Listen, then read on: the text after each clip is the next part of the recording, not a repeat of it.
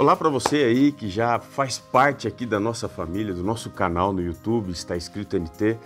A gente está muito feliz em aprofundar, em estreitar aqui os nossos laços de relacionamento com você, saindo não só na televisão, também nem só na rádio, mas especialmente aqui na internet, até porque a gente pode aqui falar sobre temas que de repente tem assim uma condição melhor de você dar um feedback, você participar também na sugestão, na formulação daquilo que a gente precisa e gostaria de falar aí com vocês, tá bem? Todos os comentários que vocês colocam aqui nos vídeos, a gente lê.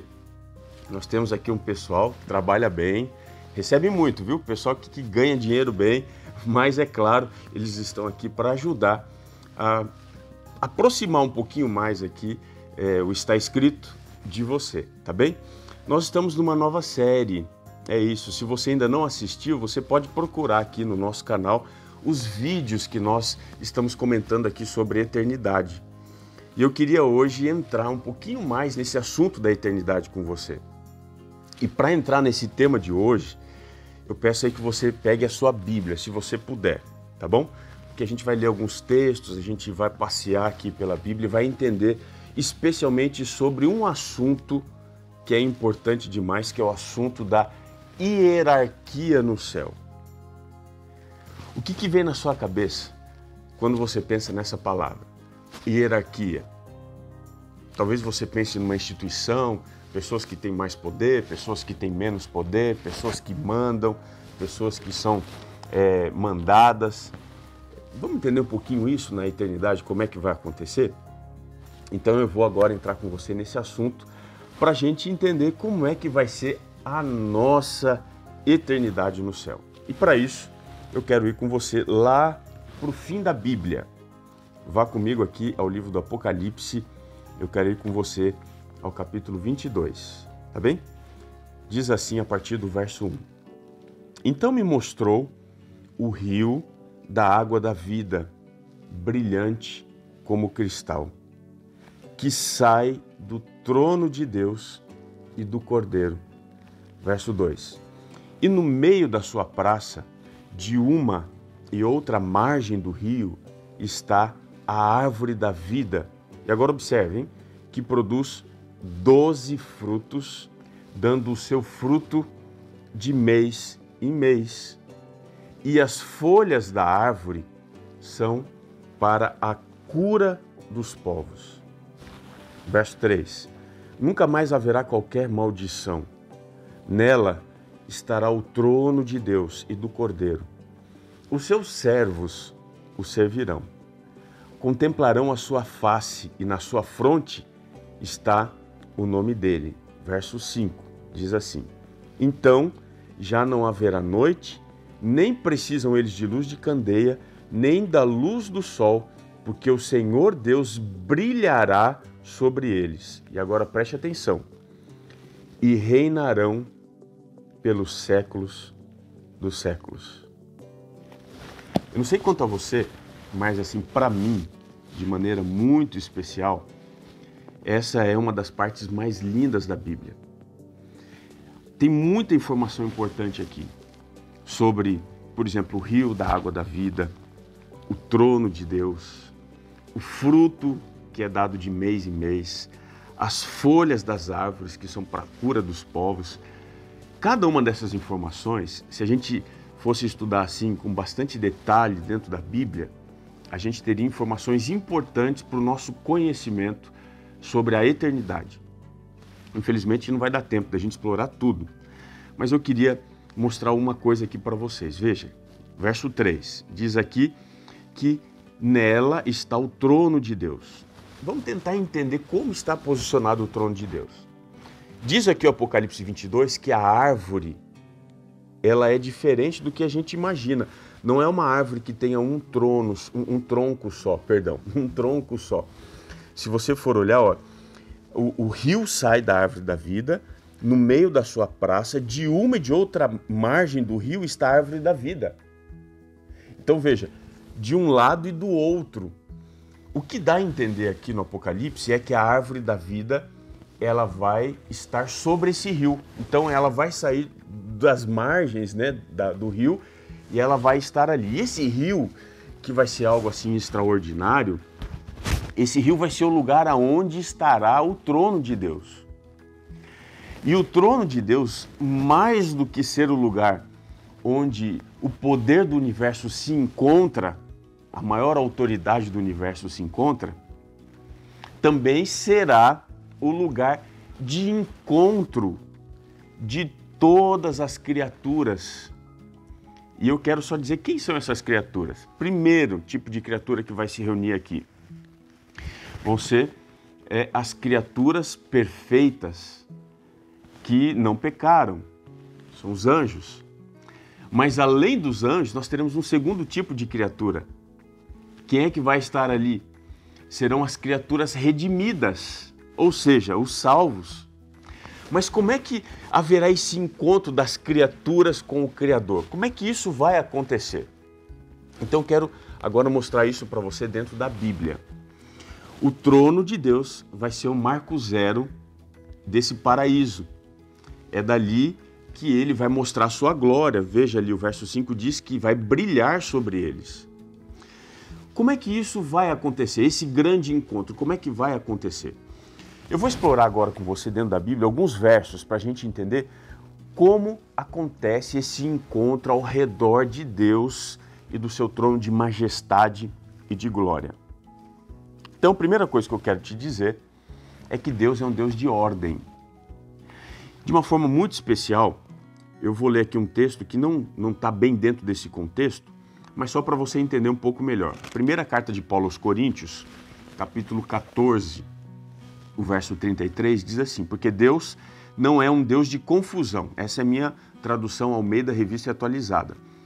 Há uma outra tradução, pode ser a sua, que diga assim: porque Deus não é um Deus de confusão, e sim de paz. Alguns trazem sim de ordem.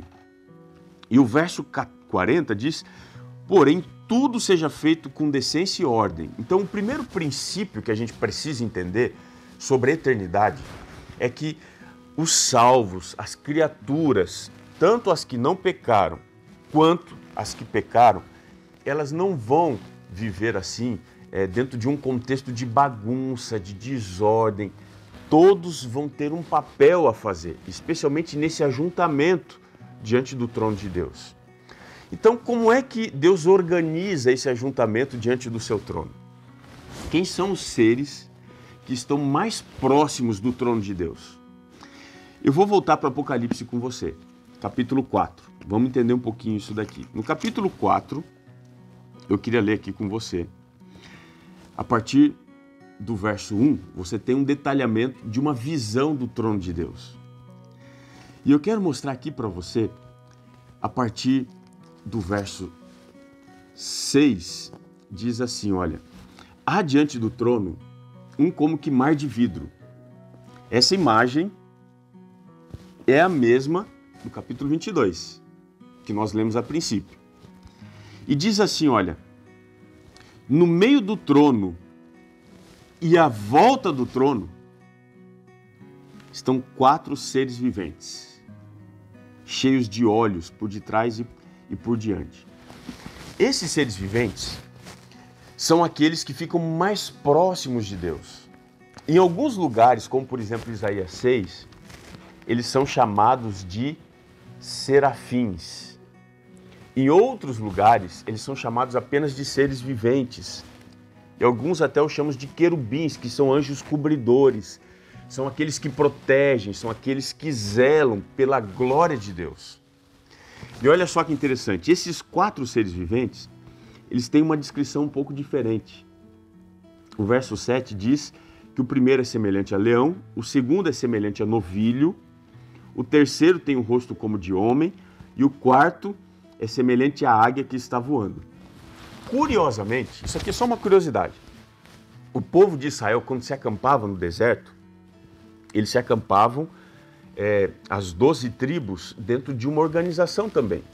As 12 tribos eram divididas em 4 grupos e cada grupo tinha um estandarte.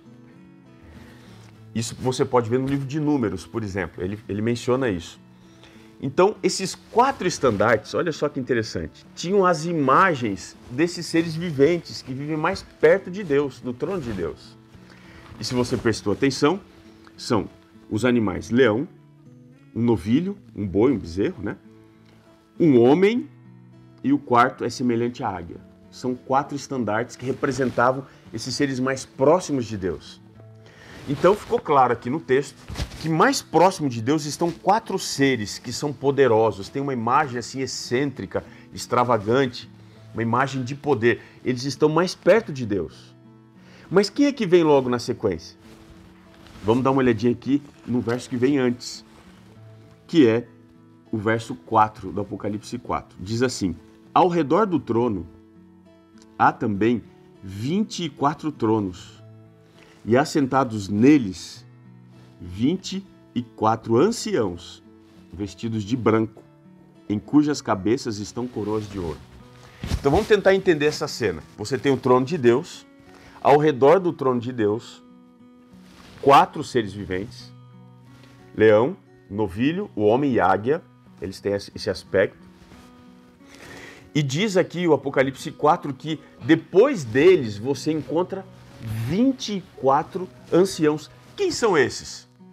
Se você for ao Antigo Testamento, toda vez que o trono de Deus é visto, você encontra, por exemplo, os 4 seres viventes. Mas você nunca encontra, por exemplo, os 24 anciãos. Quem são esses? A gente pode pensar, né? Ancião, será que é uma espécie de criatura que não pecou e que tem um privilégio de estar mais próximo a Deus? Talvez sejam anjos? Bom, o Apocalipse, a palavra ancião nunca se aplica a anjo. Então quem seriam esses? Deixa eu te dizer aqui, olha, a gente precisa ir para Mateus capítulo 27. Dá uma olhadinha aqui comigo em Mateus capítulo 27. Em Mateus 27, a gente encontra aqui uma possível resposta para isso. Olha o que diz aqui. Quando Jesus morreu, verso 51, o véu se rasgou em 2 partes, de alto a baixo. Tremeu a terra, fenderam-se as rochas, abriram-se os sepulcros, e agora observe, e muitos corpos de santos que dormiam ressuscitaram. E saindo dos sepulcros, depois da ressurreição de Jesus, entraram na cidade santa e apareceram a muitos. Muitas pessoas ressuscitaram e apareceram para várias pessoas. Quem seriam esses seres? Quem seriam essas pessoas? Efésios capítulo 4. Efésios capítulo 4 mostra uma coisa interessante, o verso 8. Diz que quando Jesus subiu às alturas, levou cativo o cativeiro e concedeu dons aos homens. Então, possivelmente, o que a Bíblia está dizendo para nós é que esses 24 anciãos seriam 24 pessoas que ressuscitaram por ocasião da volta de Jesus e ascenderam com ele ao céu e estão ali representando toda a humanidade. Então veja, trono de Deus, 4 seres viventes, 24 anciãos, representantes nossos nos céus.